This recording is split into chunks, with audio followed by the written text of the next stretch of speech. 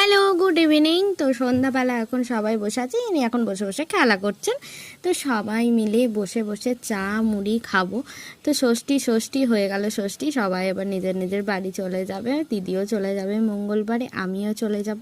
তো এই যে সবাই মিলে বসে একসঙ্গে চা খাওয়া, এক থালায় এক গাল করে সবাই মুড়ি খাওয়া, এই যে ব্যাপারটা, এটা খুবই ভালো লাগে। আর যাদের বাড়িতে ভাই বোন আছে তারা তো সবাই ভালো করেই জানো, যারা একা মানুষ হচ্ছে তারা একটু কষ্টটা লাগবে যে একা একা থাকা। তো আমি এখন চলে এসেছি একটু পোলাও বানাতে, চাটা খেয়ে একটু গল্প করে।